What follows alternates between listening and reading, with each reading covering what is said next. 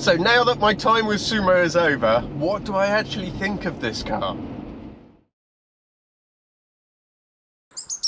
Hello everybody, welcome to number 27. Well, this has been really annoying because I lowered the rear view mirror the other day and literally just a cascade of water came down and I was like, oh my god, you know, this car, it's just it's been really annoying me. Like, I got it thinking, okay, there's a slight water leak and the light's off on the cluster, but it will be easy to sort out. And everything it's been fighting me on everything, as you've seen if you've been following. The dash I haven't been able to fix myself, and then a replacement looks like it's just, I'm just gonna have to wait around until I find one, which is a real pain. The fixing the water leaks was much more involved than adjusting the door, which is what I originally thought. And now the other day, I took down the visor, loads of water came down. I was like, what is going on? I thought maybe the screen just hadn't fitted properly or whatever. I was ready to call Marky and have a go at him, but luckily it's not his fault. So I've taken all the trim off again, and I don't know if you can see there, actually it's dropped. Yeah, no, there's a big droplet right there. So that tube connecting the sunroof drain is almost completely detached there. I'm not sure why, but the tube, I know, looks like sort of a rubber, but it's rock hard. So I think over time it has just changed shape and slowly pulled out. So I need to replace that basically. So hopefully this will be the end of the extensive leaks, this good never-ending leaks in this car. I can confirm that the sunroof has finally been fixed. I did film it, but I've lost the footage, but essentially I just got a different type of rubber piping, put it there, and what had happened is that connecting pipe had got really stiff instead of being flexible, and over time it become too stiff and it had basically pulled away from the drain. So that is now sorted. This is dry, no more water. So in the end, there was 3 water leaks coming into this car. That screen, the sunroof, and then in the boot. They are now all fixed, so that is great. So the only thing left is this cluster, which is maddeningly difficult to do. So I've swapped around lots of bits, I've done everything I can, and I don't know what my next options are. Perhaps it's going to be, I did receive like a donor cluster from somebody, so I swapped some bits around from that, but it wasn't a working cluster. And yeah, so I'm not sure what my next options are on that. I might have to try and send it away perhaps.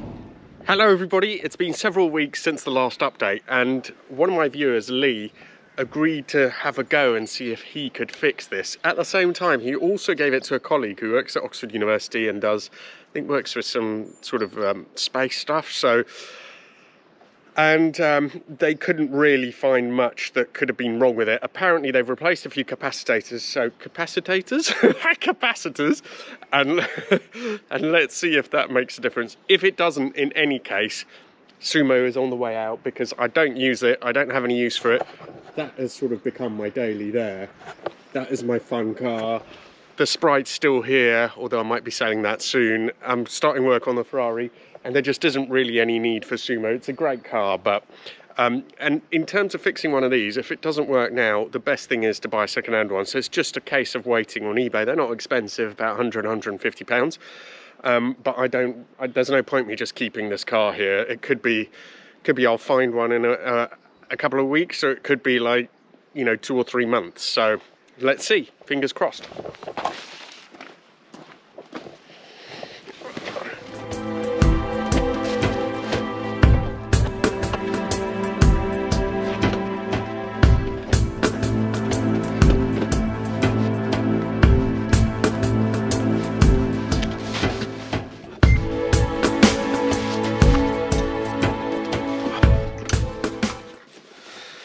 Right, are we ready?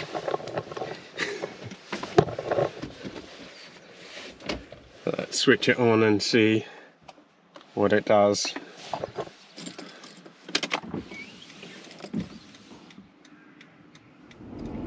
Right, everybody, well, it's no surprise that the cluster is still not working. Thank you so much, Lee, for trying. I really appreciate it, buddy. But yeah, no, it does look like more of the idiot lights come on when I switch it on. So some of those capacitors have done something. So maybe it's a case of changing more of the capacitor, changing all of them. I'm not sure how many have been changed now, because I did 3. I think Lee's friend did a few.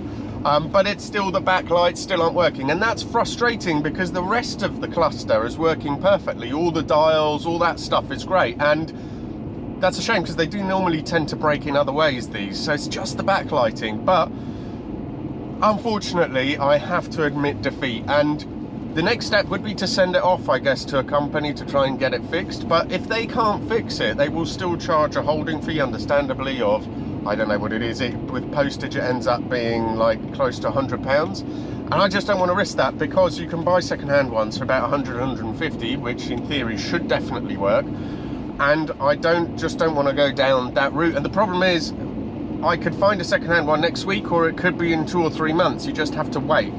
In the meantime, the car is usable. It's hard to make out some of the dials, but you can still use it and run it. But I don't use it very much. It's just sitting there and it's using road tax. There's just no point in me keeping it. So sadly, I have to report that Sumo has defeated me. I haven't fixed everything on this car. Having said that, I have had some success. It turned out there was 3 water leaks, and they were all pretty serious. So it was a real basket case in terms of water leaks. The water leak on the screen is now fixed, that's fine. Sunroof, which I didn't know about, is fixed, and the water leak in the boot. So that's all sorted. The car is very usable, but it is not yet fully fixed. It owes me about £1,500, so I think that's what I'm going to sell it for. I had a look on eBay, and it would still be the cheapest car on eBay, and I think the next cheapest I saw was about £2,000 for this version of the LS400, that is. And those that I've seen had probably more problems than this, and rust as well, which seems to be the bugbear, whereas this, as far as I can see, has no rust. So that's probably because it spent a great many years in Spain as well. So now that my time with Sumo is over, what do I actually think of this car? It is still pretty fantastic if you're driving it, in terms of noise, the drivetrain, so the engine, the transmission, they are just incredible. I love the way it looks as well, and it's put together incredibly well. I mean, the attention to detail is just fantastic. I think the one thing I would say, which is a little bit of a letdown, is the interior. I know they improved them in subsequent versions, but this is the second sort of Mark II version of the LS400, which externally looked almost identical, but was actually different in every panel. But the interior is just a little bit too plasticky. It's quality, but it's just too plasticky to feel special. So it doesn't really ever feel like a special occasion. It really does feel like a high-end Toyota still, this LS400. In a way, it gives it part of its character. But it is a fantastic car. It also handles pretty well for a big barge like this. So, you know, a pretty good car, really, all in all. Weirdly, though, it doesn't quite work for me personally. That the Mercedes coupe I have, the W124, which is actually pretty much the same era as this. Well, it was an earlier design, I suppose, but mine is was pretty much 1990. Actually, it's a bit earlier than this, but it just seems to suit me better. I don't know if you'd say I have an image, but I'm more comfortable driving that around. I don't know what it is about this. Maybe it's just too big, but I haven't found I've really used it very much. So that's a bit of a shame, but that's also part of the reason why I want to sell it now, really. And in different circumstances, maybe I would have hung around with it a bit longer.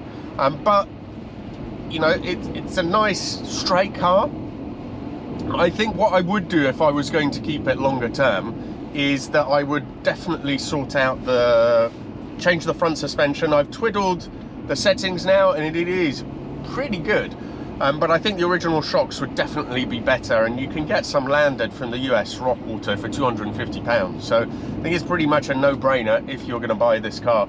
The other thing I would do is a service, and I think it needs a belt service now because it's approaching 200,000 miles. And I think, depending on how you do it, Lexus charged 300, I think, but then if you need the water pump, it will be more than that. So it's not going to be hugely expensive. but I would definitely do that as well. So on the whole, really happy I went through the experience, but it's time for Sumo to go. Thank you all so much for watching. I really appreciate it, and I really look forward to seeing you for the next one.